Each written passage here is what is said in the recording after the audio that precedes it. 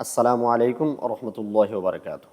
আপনি কি জানেন কেন আমরা মুসলিমরা নিজেরা সামান্য বিষয় নিয়ে তর্ক করে বিভক্তি হচ্ছি? আপনি কি জানেন যেই বিষয়গুলো আপনার জানা ফরজ ছিল সেই বিষয়গুলো হলো এসবের মূল কারণ? আজকে এমন একটা বিষয় নিয়ে কথা বলবো যেই বিষয়গুলো প্রত্যেকটা মুসলমানের অবশ্যই জানা জরুরি। এগুলো জানলে কি হবে? ইসলামী তরিকায় আপনার জীবন পরিচালনা করতে অত্যন্ত সহজ হয়ে যাবে ও আলেমদের উল্টাপাল্টা হালাল হারামের ফতোয়ার মাঝে আপনার ভরসা করতে হবে না। আপনি নিজেই বুঝতে পারবেন কোনটা আপনার জন্য করা উচিত, কোনটা উচিত নয়। আর এই যে প্রতিদিন সাধারণ পাবলিক থেকে শুরু করে আলেম উলামা সহ সকলেই তর্ক বিতর্ক করতে করতে যেভাবে নিজেরাই বিভক্ত হচ্ছে, সেটার পার্সেন্টেজ অবশ্যই কিছুটা হলেও কমে আসবে ইনশাআল্লাহ। তাই আমি এই ক্ষুদ্র মানুষ ঐক্যের ক্ষুদ্র প্রচেষ্টায় হিসাবে আল্লাহ তাআলার এই বিধানগুলোকে সকলকে জানানোর জরুরি মনে করছি। বাকিটুকু আল্লাহ তাআলা যদি আমার অন্তরের ইচ্ছাটাকে পূরণ করেন, আল্লাহু আ'লাম। চলুন ইসলামের বিধান সম্পর্কে জানব, তবে সাধারণ মানুষেরও যেন বুঝে আসে সেই জন্য একটু সহজে ও সংক্ষেপে করার চেষ্টা করব ইনশাআল্লাহ। ইসলামের বিধান পাঁচটি: ফরজ, সুন্নত, হারাম, মাকরুহ, মুস্তাহাব। ফরজ শব্দের শাব্দিক অর্থ হচ্ছে অবশ্যই পালনীয়, অবশ্যই পালন করতে হবে যে বিষয়গুলো। এটা সংজ্ঞা: ফরজ আল্লাহর প্রদত্ত এমন বিধান যা সুনিশ্চিত রূপে অকাট্য দলিলের আলোকে প্রমাণিত, যাতে বিন্দুমাত্র সংশয়ের কোনো অবকাশ নেই।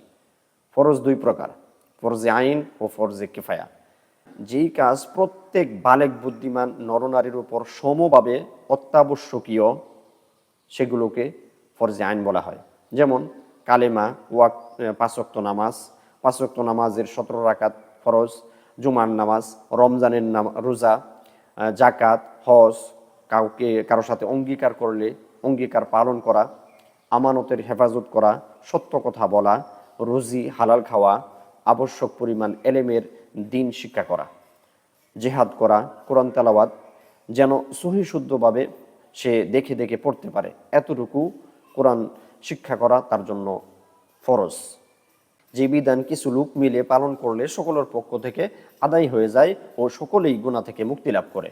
পক্ষান্তরে যেই বিষয়গুলো পালন না করার কারণে সকলেই ফরজ ত্যাগ করার গুনাহগার হবে, সেটাকে ফরজে কিফায়া বলা হয়। যেমন জানাজার নামাজ পড়া, মৃত ব্যক্তিকে কাফন দাফন করা, আবশ্যক পরিমাণ থেকে অতিরিক্ত এলেম শিক্ষাদান করা, প্রতিটা এলাকায় কমপক্ষে একজন আলেম থাকা। যেরকম এলাকার মধ্যে যদি কেউ মৃত্যুবরণ করে আর সেখানে যদি তার জানাজা এবং কাফন দাফন যদি কেউ না করে, তাহলে এলাকার সকলেই সমভাবে এই ফরজ তরক করার গুনাহগার হবে। আর যদি কেউ কিছু লোকে পালন করে দেয়, তাহলে সবার পক্ষ থেকে আদায় হয়ে যাবে। ঠিক ওইরকমভাবে ইসলামী খেলাফত স্থাপন করার মনোবাসনা সবসময় রাখা, ইসলামী নিজাম রক্ষার্থে ইমাম এবং আমিরুল মুমিনিন যাদেরকে আমরা নিযুক্ত করি, তাদের সিদ্ধান্তকে মেনে নেওয়া। কেউ ফরজ বিধান পালন না করলে সে ফাসেক, পাপিষ্ট বলে বিবেচিত হবে এবং আখেরাতে সে অবশ্যই শাস্তির উপযুক্ত হইবে। আর ফরজ অস্বীকার করলে সে মুসলিম থাকবে না, সে কাফর হয়ে যাবে। আর যদি কেউ এই ফরজ সঠিকভাবে আদায় করে, তাহলে সে জান্নাতের উপযোগী হয়ে যাবে। আল্লাহ তাআলা ওয়াদা অনুযায়ী সে জান্নাতি হবে। এখানে একটা বিষয় কিন্তু আছে, যেটা পরবর্তী ভিডিওতে থাকবে ইনশাআল্লাহ। দুই নাম্বার যেই বিধান, সেটা হলো সুন্নত। সুন্নত অর্থ পথ বা রাস্তা বা নীতি, হুজুর সাল্লাল্লাহু আলাইহি ওয়াসাল্লামের আদর্শ।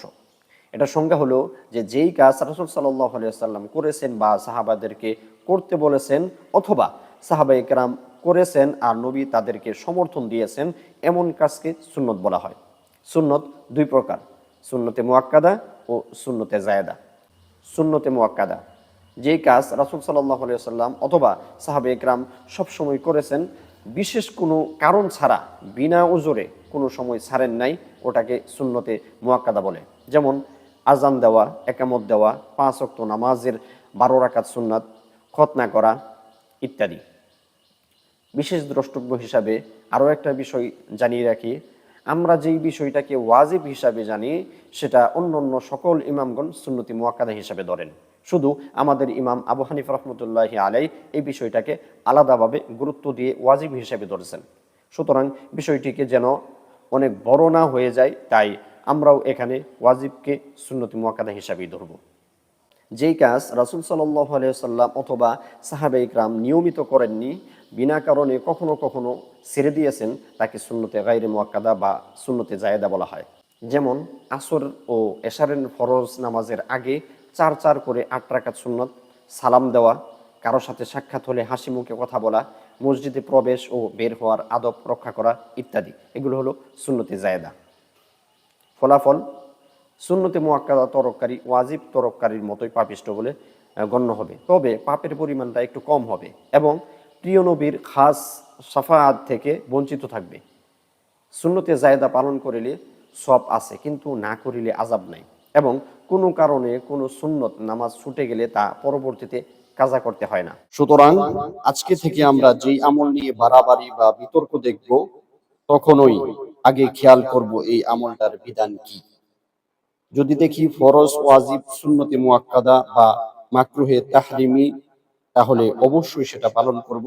অন্যথায় নফল, মুস্তাহাব বা মুবাহ হলে চেষ্টা করব নিজে মানার জন্য, কিন্তু কারো সাথে বাড়াবাড়িতে যাব না। যার যেটা পছন্দ হয় তাকে সেটা করতে দেব।